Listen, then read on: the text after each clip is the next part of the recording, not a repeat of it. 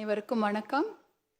மாண்புமிகு அவைத்தலைவர் அவர்களுக்கும், மாண்புமிகு துணை அவைத்தலைவர் அவர்களுக்கும், மாண்புமிகு முதலமைச்சர் அவர்களுக்கும், மாண்புமிகு அமைச்சர் பெருமக்களுக்கும், மாண்புமிகு எதிர்க்கட்சி தலைவர் அவர்களுக்கும், மாண்புமிகு முன்னாள் முதலமைச்சர் எடப்பாடியார் அண்ணன் அவர்களுக்கும், மாண்புமிகு அனைத்து கட்சி சட்டமன்ற குழு தலைவர்களுக்கும், மாண்புமிகு அனைத்து கட்சி சட்டமன்ற உறுப்பினர்களுக்கும் என் பணிவான வணக்கங்களை தெரிவித்துக் கொள்கின்றேன்.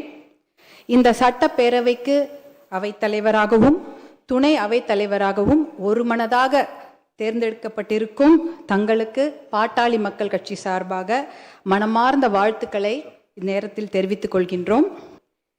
மக்களால் தேர்ந்தெடுக்கப்பட்ட மக்கள் பணியாளர்களான நாங்கள் இந்த மாண்புமிகு அவையில் பேசுவதற்கும் பணியாற்றுவதற்கும் எங்களுக்கு வாய்ப்பளித்த எங்களுடைய பாட்டாளி மக்கள் கட்சி நிறுவனர், சமூக நீதி போராளி மருத்துவர் ஐயா அவர்களுக்கும், பாட்டாளி மக்கள் கட்சியின் தலைவர், முன்னாள் இந்திய சுகாதாரத்துறை அமைச்சர் மருத்துவர் அன்புமணி ராமதாஸ் அவர்களுக்கும் இந்த நேரத்தில் எங்கள் நன்றிகளை உரித்தாக்குகின்றோம்.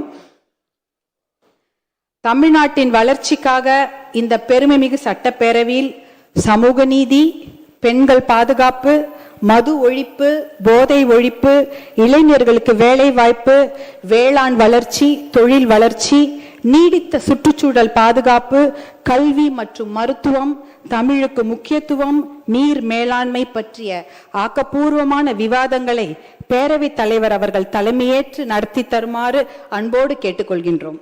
சமூக நீதியின் பின்னணியில் வளர்ந்தவர்கள் தாங்கள் கண்டிப்பாக எல்லோருக்கும் சம வாய்ப்பு அளித்து ஜனநாயக முறைப்படி இந்த சட்டமன்றம் நடக்கும், உங்கள் இருவரின் வழிகாட்டுதல் படி நேர்மையாகவும் இந்த சட்டமன்றம் நடக்கும் என்பதில் எந்த வழிகாட்டுதல் படி நேர்மையாக இந்த சட்டமன்றம் நடக்கும் என்பதில் எந்த ஐயமும் இல்லை.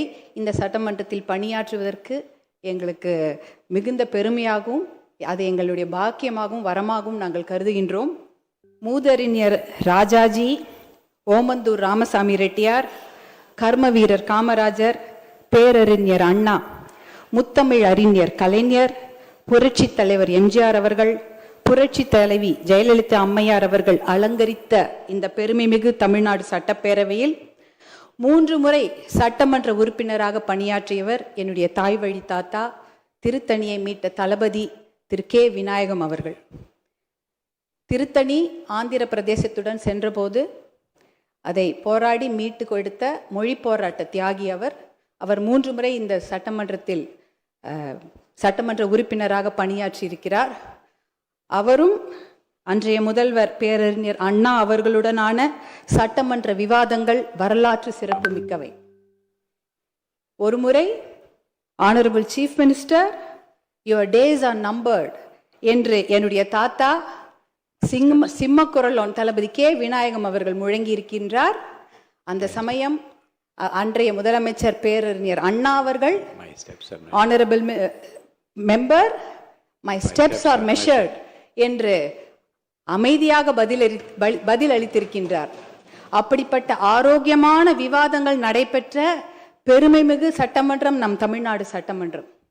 அப்படிப்பட்ட ஆரோக்கியமான விவாதங்கள் இங்கிலாந்து பாராளுமன்றத்தில் தான் நடந்திருக்கின்றன. அப்படிப்பட்ட ஆரோக்கியமான விவாதங்களும் அரசியல் நேர்மையும் நடந்த சட்டமன்றம் இது தமிழ்நாடு சட்டமன்றம். அப்படிப்பட்ட சட்டமன்றத்தில் எங்களுக்கு ஆக்கப்பூர்வமான விவாதங்களை முன்னெடுக்கவும், மக்கள் நலன் சார்ந்த விஷயங்களை பேசி நல்ல முடிவெடுக்கவும், பாட்டாளி மக்கள் கட்சியை சார்ந்த எங்களுக்கு அதிகமான நல்வாய்ப்புகளை வாரி வழங்குமாறு தங்களை தாழ்மையோடு கேட்டுக்கொள்கின்றோம். நன்றியோடு அமர்கின்றோம். நன்றி, வணக்கம்.